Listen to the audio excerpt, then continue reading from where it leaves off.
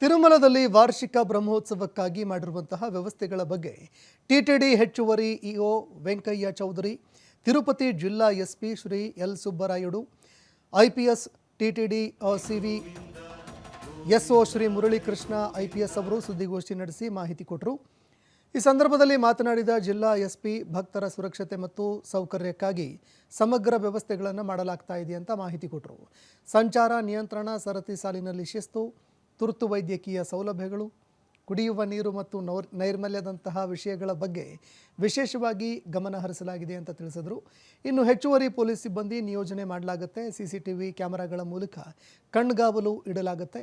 ಜೊತೆಗೆ high command centre ಮೂಲಕವೂ ಪರಿಸ್ಥಿತಿಯನ್ನು ನಿರಂತರವಾಗಿ ಮೇಲ್ವಿಚಾರಣೆ ಮಾಡಲಾಗುತ್ತೆ ಅಂತ ಎಸ್ಪಿ ಅವರು ಮಾಹಿತಿ ಕೊಟ್ಟರು.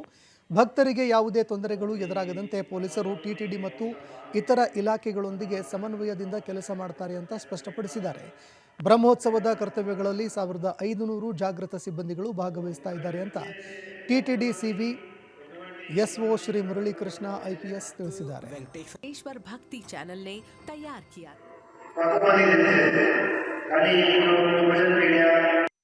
కావాల్సిన సెక్యూరిటీ అరేంజ్మెంట్స్ అన్నీ కూడా చాలా కూలంకషంగా చర్చించి తగిన చర్యలు తీసుకోవడం జరిగింది. ముఖ్యంగా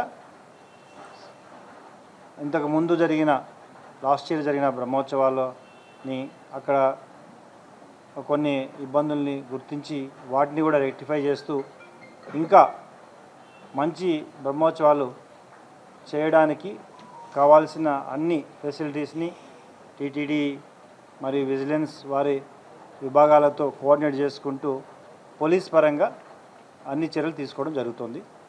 ముఖ్యంగా సెక్యూరిటీ పరంగా దాదాపు 3000 పోలీస్ ఫోర్స్ వరకు తిరుమల, మరో 1000 ఫోర్స్ వరకు తిరుపతిలో బ్రహ్మోత్సవాలకి తీసుకురావడం జరుగుతుంది. లాస్ట్ ఇయర్ ఏ విధంగా అయితే బ్రహ్మోత్సవాల్లో ఎటువంటి ఇబ్బందులు కలగకుండా, భక్తులకు ఇబ్బంది కలగకుండా పార్కింగ్ ఫెసిలిటీస్ని, తర్వాత కింద బ్రహ్మోత్సవాలకు సంబంధించి బందోబస్తు అనేటటువంటిది ఎలా ఉండాలి అనేటటువంటి దాని మీద ఎస్పీ గారితో కోఆర్డినేట్ చేసుకొని కోఆర్డినేషన్ మీటింగ్స్ కూడా ఆర్గనైజ్ చేసుకోవడం జరిగింది. దీనిలో భాగంగా అన్ని డిపార్ట్మెంట్స్ని కూడా కోఆర్డినేట్ చేస్తూ సెక్యూరిటీకి సంబంధించినటువంటి అన్ని చర్యలన్నింటికి కూడా అధికమైనటువంటి ప్రాధాన్యతనిస్తూ భక్తుల భద్రతకి పెద్దపీట వేస్తూ ప్రామాణికంగా ఎలా చేయాలి అనేటటువంటి దాని మీద చర్చించి బందోబస్తుని ఏర్పాటు చేయడం జరిగింది. పోలీసు బందోబస్తు ఏర్పాటు చేసినటువంటి పర్సనల్స్కి అందరికీ కూడా అదనంగా కలుపుతూ విజిలెన్స్కి సంబంధించినటువంటి సిబ్బందిని సుమారు 2000 వరకు విజిలెన్స్ సిబ్బంది మరియు అనుబంధ ఆక్టోపస్ లాంటి ఫోర్సెస్, అలాగే ఎస్పీఎఫ్కి సంబంధించి స్కానింగ్ ఫోర్సెస్, వీళ్ళందరినీ కూడా ఒక 2000 మంది వరకు ఉండేటటువంటి ఫోర్స్ను కూడా మనం మాడా వీధులు కానీ అటు గ్యాలరీస్కి సంబంధించి కానీ బందోబస్తుని ఏర్పాటు చేయడం జరుగుతుంది. సెక్యూరిటీకి సంబంధించినటువంటి అన్ని రకాలైనటువంటి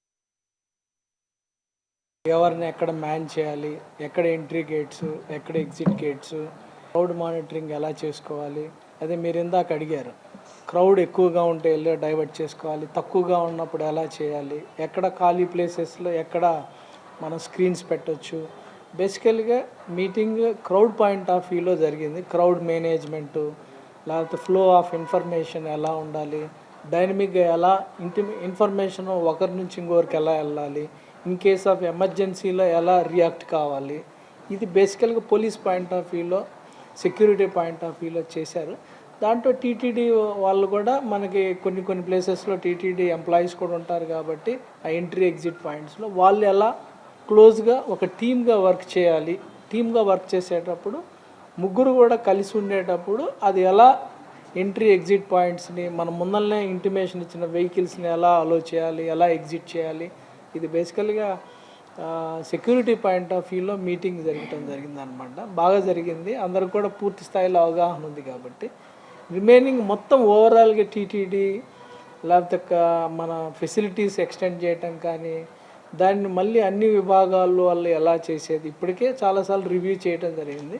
రేపు ఎనీహౌ మనకి ఇంకొక మీటింగ్ ఉంది which will be headed by EO గారు. ఆ మీటింగ్ అయిపోయిన తర్వాత then we will have a separate press conference. దాంట్లో అన్నీ will touch upon all departments, services, bottlenecks కానీ ఎలా రిజల్యూట్ చేయాలి, ఎలా టెక్నాలజీని ఎలా వాడబోతున్నాం, ఎలా అడ్వాంటేజ్ ఉంటుంది రేపు చెప్తాం.